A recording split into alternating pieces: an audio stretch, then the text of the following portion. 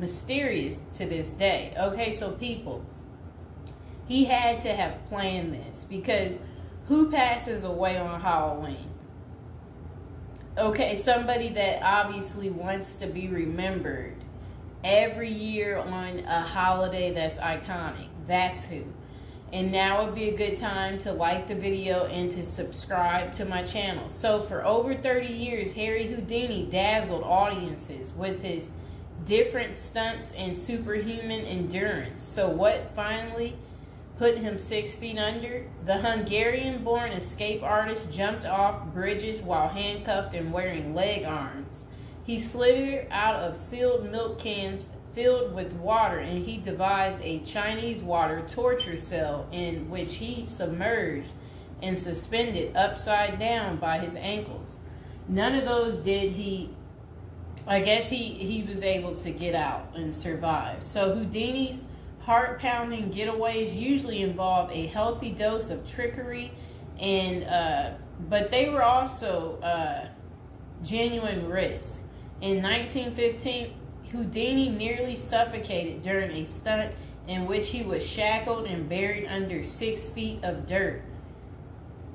Houdini had made a career out of surviving the impossible, which only made the circumstances of his 1926 death all more mysterious. The 52-year-old performed before a packed audience in Detroit on October 24th, but was rushed to the hospital afterwards with an apparent case of appendicitis. He died just a week later on Halloween, leaving his legions of admirers bewildered. Okay, so an obituary in the New York Times expressed shock at the passing of the man who so often had seemed to thousands to be cheating the very jaws of death. And I want to talk about something else. So I've been to Detroit, and I don't remember anybody talking about Houdini there. And I think they should have had some of his cool, iconic stuff there. But I did see they had Houdini stuff in Las Vegas when I was in Vegas. So, I don't know why they don't have it set up in Detroit. So Houdini's final performance. The strange series of events that led to Houdini's demise had kicked off several weeks earlier on October 11th. 1926, while being shackled into his Chinese water torture cell during a performance in Albany, New York. So it says he was struck on the leg by a piece of faulty equipment. He hobbled his way through the rest of the show, but was later found to have sustained a fractured left ankle. Against doctors' orders, Houdini continued his torture and traveled to Montreal, where he gave a lecture at McGill University. Just a few days later, on October 22nd, he invited some McGill students to visit him in his dressing room at the Princess Theater. The magician's sore ankle was still bothering him, so he plopped down on a couch while the group chatted. At some point, a student named J. Gordon Whitehead arrived and asked Houdini if it was true that he could resist hard punches to his abdomen, a claim that the magician had supposedly made in public. According to witness Sam Smits, when Houdini said the rumors were true, Whitehead abruptly delivered 4 to 5 terribly, forcibly deliberate, well-directed blows to his stomach.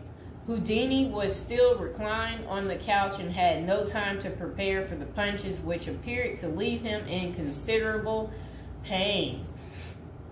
And now would be a good time to like the video and to subscribe to my channel. Do you like this new series? This is the Death series, and there will be more series to come and more episodes from the Death series as well. And do you like my prison series? And if you haven't checked out my prison series I created just for you, you can go ahead and check out my playlist. And there's also a love spell series that I think you will enjoy too checking out. Okay, so Houdini brushed off the incident at the time, but that same evening he began to complain of discomfort and stomach cramps. His condition only worsened the next day when he boarded an overnight train to Detroit for a new run of performances. The magician developed severe abdominal pain, cold sweats, and fatigue, and his temperature rose to 104 degrees. A doctor suspected appendicitis and instructed Houdini to go to a hospital, but the performer insisted on taking the stage for his opening night show at Garrick Theater. Isn't that really funny? He still wanted to work even though he wasn't doing so well. Okay, he proceeded to struggle through his routine before collapsing immediately after the final curtain. The show would be Houdini's last. The same night, he was taken to a Detroit hospital and prepared for surgery.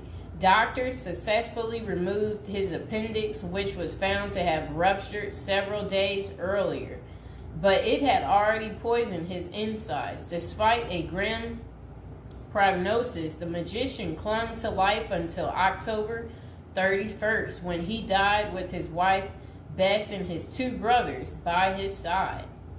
The official cause of Houdini's death was listed as peritonitis caused by a ruptured appendix. At the time, the magician's doctors firmly believed that the illness was the result of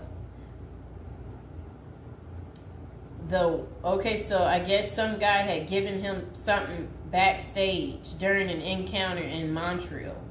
Okay, so such cases of traumatic appendicitis are extraordinarily rare. One study found only a couple dozen instances over a nearly 20-year period, but in 1926 the diagnosis was widely accepted. Houdini's life insurance company was even forced to pay his wife a double for accidental death. Okay, so doubts arise over the escape artist's death. Houdini was laid to rest in Queens, New York. And this is what his little, I never knew that was where he is. Well, there he is right there. Okay, that was his tombstone. Okay, so look, maybe I can put that tombstone as the thumbtack, people. Okay, so Houdini was laid to rest in Queens on November 4th, 1926, but rumors about his unusual death have persisted ever since. Many of the theories tend to focus on the magician's contentious relationship with spiritualism, a pseudo-fed religion whose adherents once claimed it was possible to communicate with the dead through seances and mediums. Houdini, a born skeptic, had spent much of the 1920s on a mission to debunk the spiritualist claims and expose its top psychics as frauds. The Crusades earned him several $1 million worth of lawsuits and more than a few enemies, but at the time of his demise, he showed no signs of letting up. Just a few months earlier, he had testified in front of Congress in support of a bill to outlaw fortune-telling in Washington, D.C. Could Houdini's meddling have gotten him killed?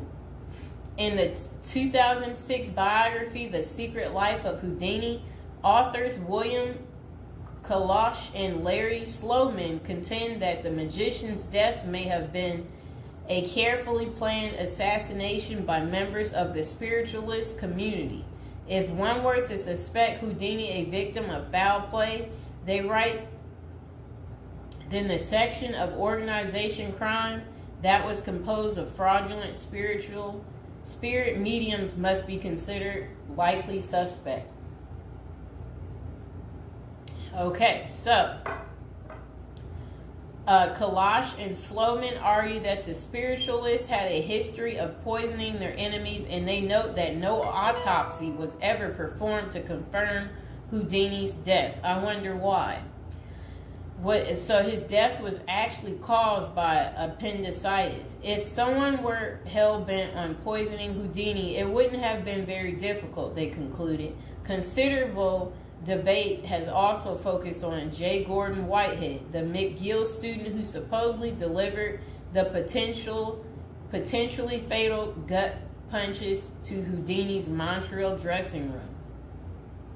In the 2005 book, The Man Who Killed Houdini, author Don Bell floated a theory that Whitehead may have been in league with the spiritualists some of who had previously threatened to harm Houdini or have him beaten up.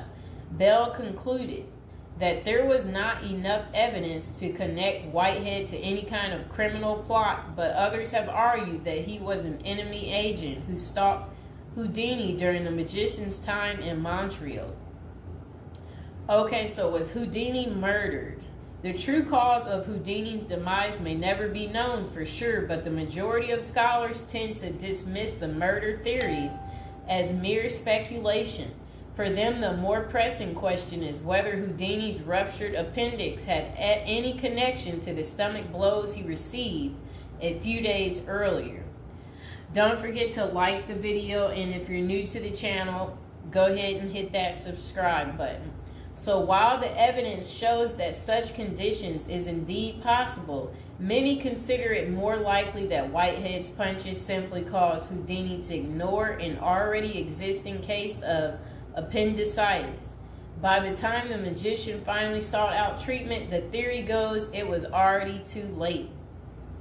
Interestingly, perhaps the most sought after source for information about Houdini's death is none other than Houdini himself in what amounted to his ultimate test of the spiritualist's claims. The magician promised his wife Bess that he would try to communicate with her from beyond the grave. Bess went to hold an annual Houdini seance for 10 years before finally abandoning the search in 1936.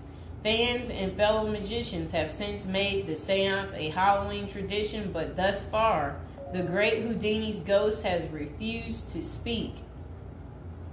I wonder why. So I hope you guys enjoyed hearing about what happened to Harry Houdini and how he passed away on Halloween.